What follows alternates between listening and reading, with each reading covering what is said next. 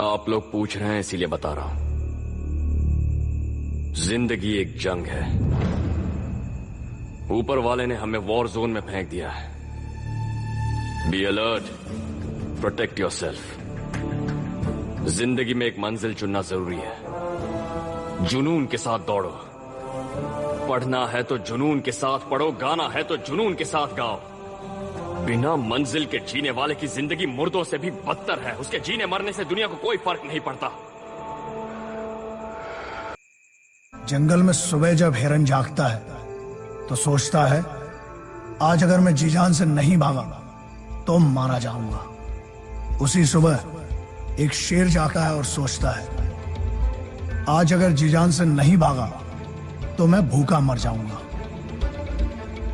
शेर हो या हिरन, भागना तो पड़ेगा।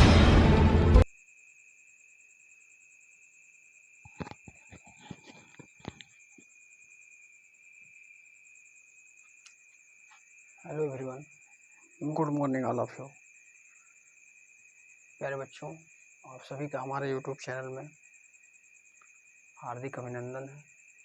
आज हम लोग कक्षा 10 रसायन विज्ञान शुरू किए हैं और इसमें मैं आपको सबसे पहले सभी तत्वों का संकेत,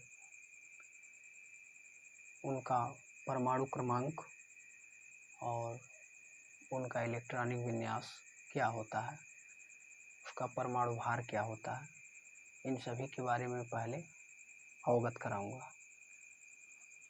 तो इसी क्रम में हम लोग यहाँ पर देख रहे हैं कि जो 1 से 50 तक के सभी तत्व हैं, उनका इलेक्ट्रॉनिक विन्यास क्या है और संकेत क्या है, उसे हम लोग बारीकी से समझने का प्रयास करते हैं।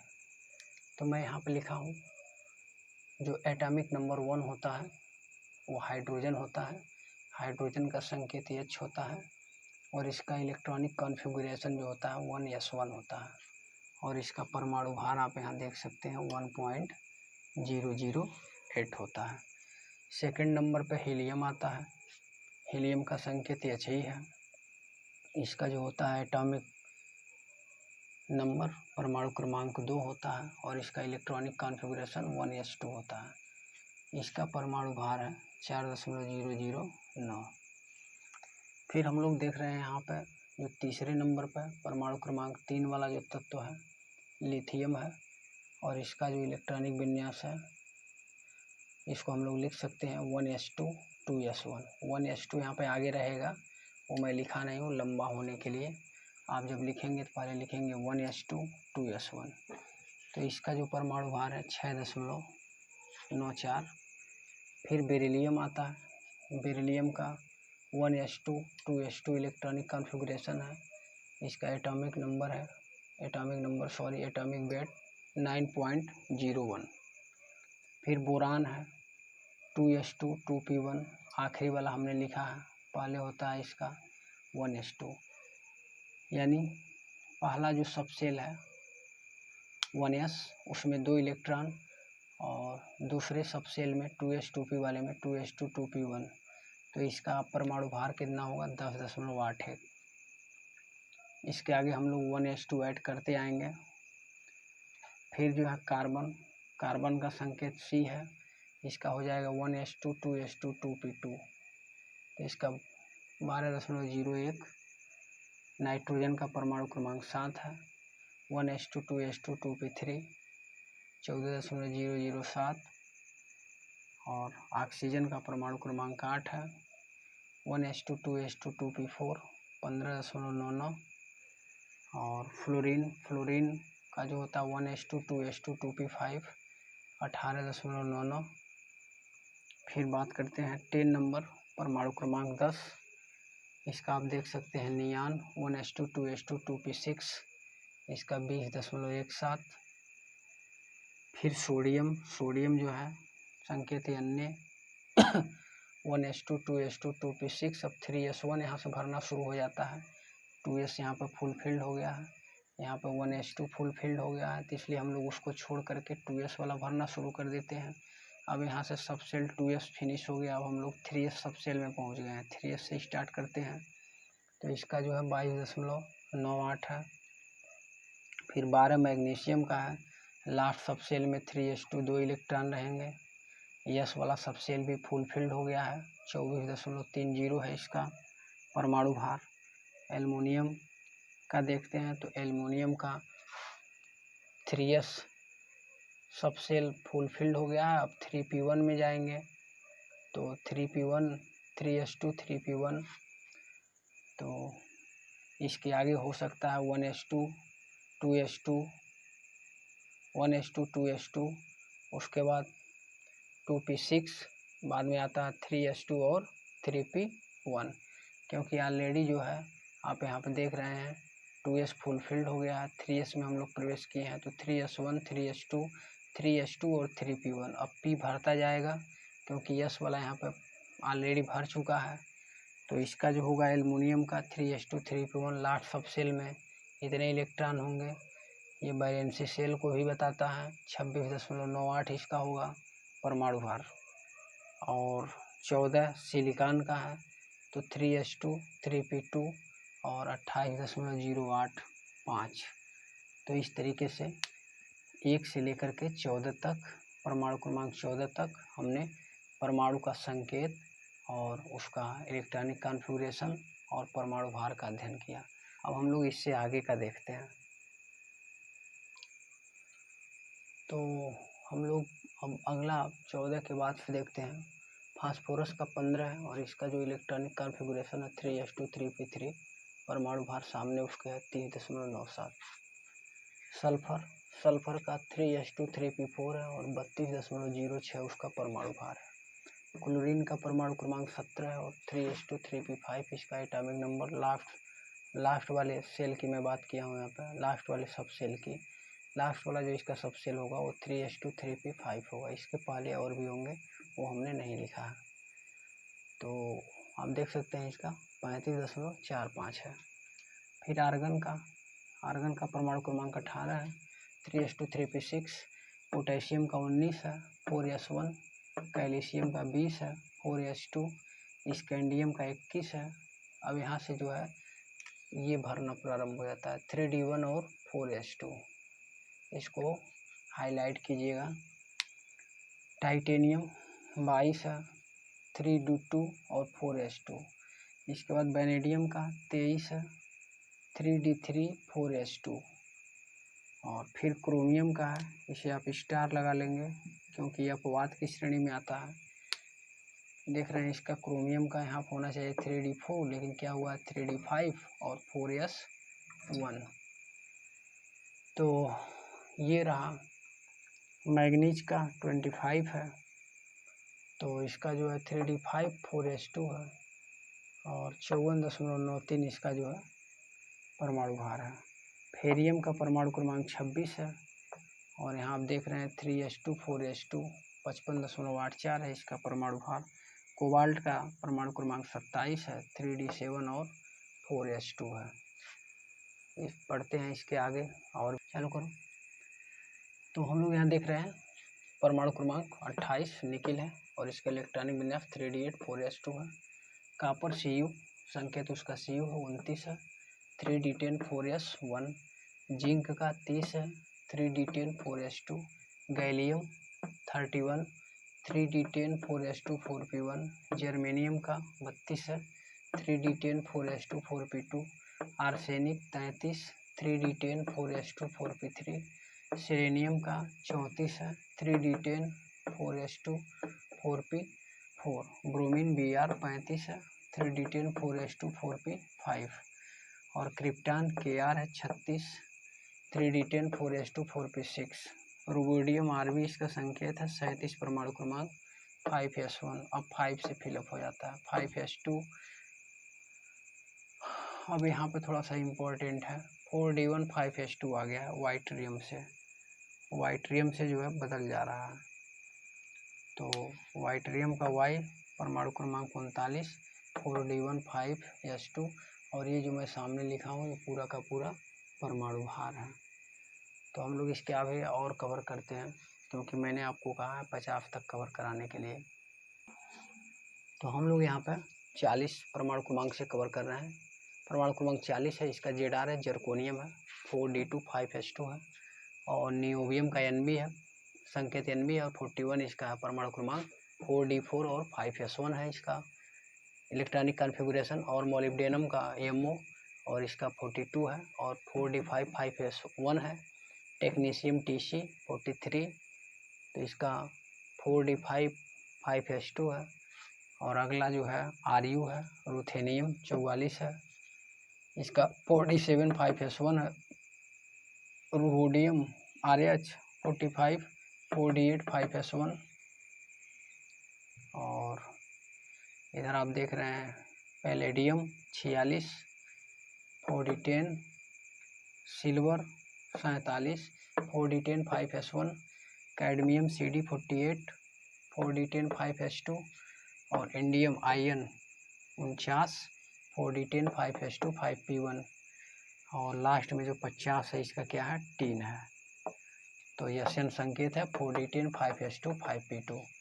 तो इस तरीके से हम लोगों ने 1 से 50 तक के जितने एलिमेंट थे उन सभी एलिमेंट के संकेत, इलेक्ट्रॉनिक विन्यास और परमाणु भार कवर कर लिए।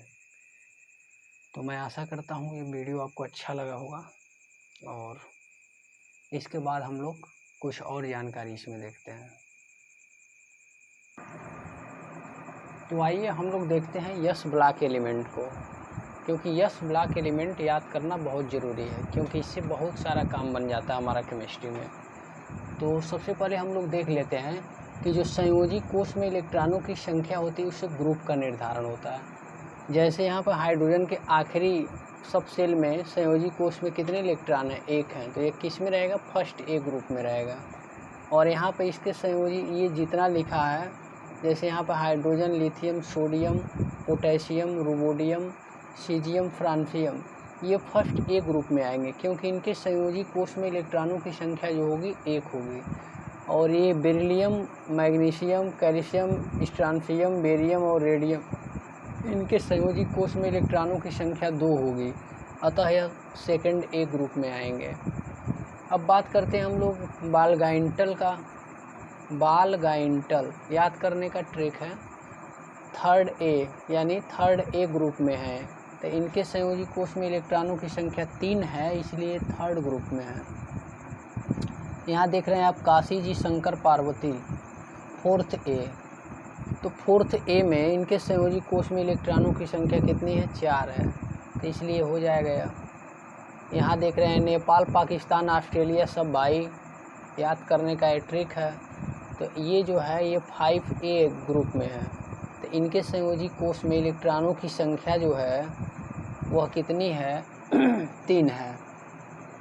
तो इनके संयोजी कोष में इलेक्ट्रॉनों की संख्या 3 है। और यहाँ पर हम लोग देख रहे हैं जो नाइट्रोजन है उसका जो इलेक्ट्रॉनिक विन्यास है 2-5 है, तो 2-5 होने की वजह से वह जो है 5वें ग्रुप में है। और इसका जो है 2-6 है, तो ये 6ठे ग्रुप में है।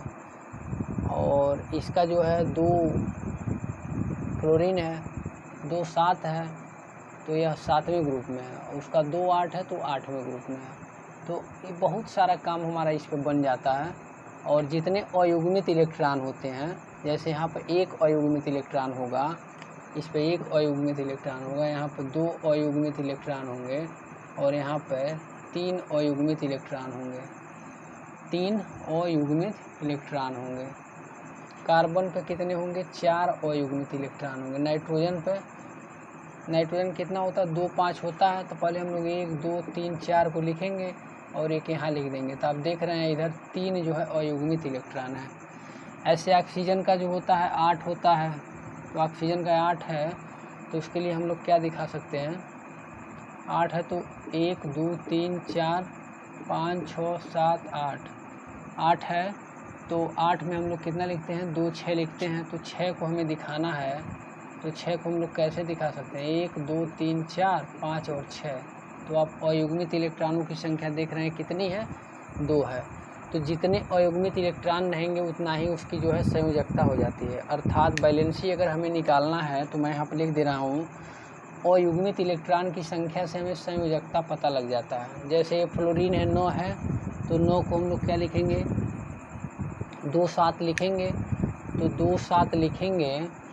तो क्या हो जाएगा हमारा 1 2 3 4 5 6 7।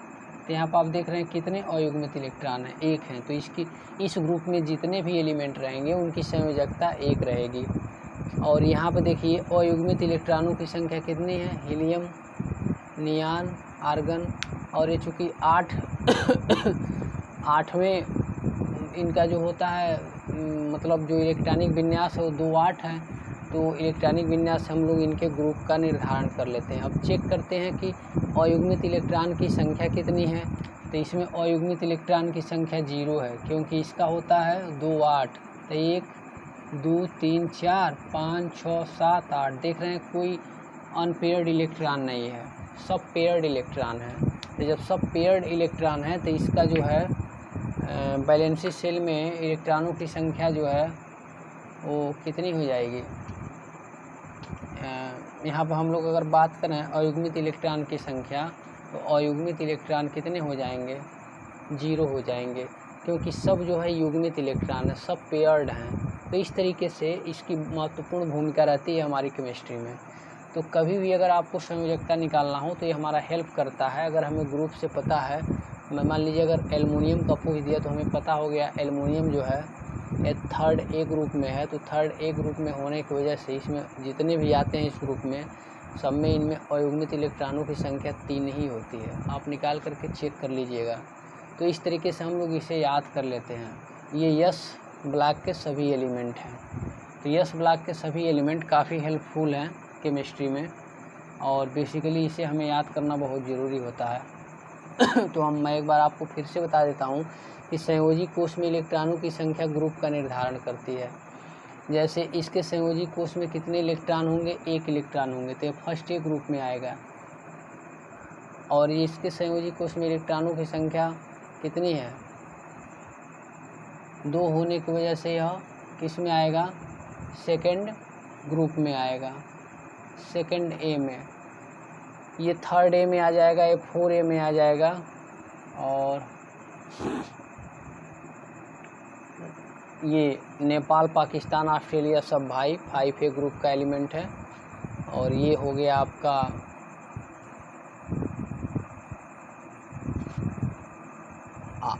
मतलब ऑक्सीजन, सल्फर, सेलेनियम, टेलिनियम और पोलोनियम। तो ये जो है 6A ग्रुप का एलिमेंट है, और ये 7A ग्रुप का एलिमेंट है। ऑक्सीजन, क्लोरीन, ब्रोमीन, आयोडीन और अस्टाटीन। तो काफ़ी हमें जो है मदद मिल जाता है इसके सहायता से। अगर हमें इलेक्ट्रॉनिक विन्यास करने आ रहा है तो हम लोग बता सकते हैं कौन से ग्रुप का है और इसका जो है संयोजकता कितना होगा। तो प्यारे बच्चों, ये आप सभी को समझ में आया होगा। जितनी भी हम चीज़ें बताए हैं आपको, आप इसे याद कर लीजिएगा। और ये हमारा पार्ट 1 है केमिस्ट्री का। अब हम लोग पार्ट 2 में जो है ले करके मैं आऊँगा, आपको लेविस डॉट सिंबल सिखाऊँगा और स्ट्रक्चर उसमें बनाने के लिए आपको मैं सिखाऊंगा, क्योंकि बिना लेविस डॉट सिंबल के आप एलिमेंट का स्ट्रक्चर बनाने का कल्पना भी नहीं कर सकते हैं। तो ये सब चीज़ें बेसिक है केमिस्ट्री की, और मेरा 1 2 3 पार्ट जो है बेसिक ही चलेगा, ताकि इसमें कहीं से आपको दिक्कत ना आए। तो अगर ये मेरा वीडियो आपके लिए हेल्पफुल लगा हो तो आप अपने मित्रों के साथ, बंधुओं के साथ, जो भी आपके मित्र हैं, बंधु हैं, उन सभी के साथ इस वीडियो को शेयर कीजिए।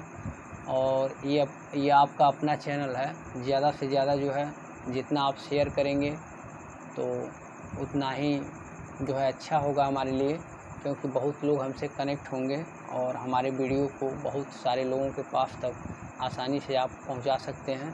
तो एक ही विकल्प है कि अधिक से अधिक लोगों को जानकारी दें और इस वीडियो को अधिक से अधिक शेयर करें, लाइक करें और सब्सक्राइब करें, और सब्सक्राइब करवाएं भी। और इसके बाद मैं इसका 2nd पार्ट कल लेकर के आ रहा हूँ, और उसमें मैं आपको कंपाउंड जितने भी होंगे उनका मैं आपको स्ट्रक्चरल फार्मूला बनाने के लिए सिखाऊंगा। सबसे पहले मैं आपको लेविस डॉट सिंबल बताऊंगा, उसके बाद स्ट्रक्चर कैसे बनाया जाता है। जैसे फॉर एग्जांपल अगर मैं दूं मेथेन, तो मेथेन का स्ट्रक्चर आप देख सकते हैं, कार्बन से 4 हाइड्रोजन आप ऐड कर दीजिएगा। तो ये कैसे बना, इस पर कल डिटेल में बात होगी। तो आज के लिए इतना ही, तो मिलते हैं कल। नमस्कार।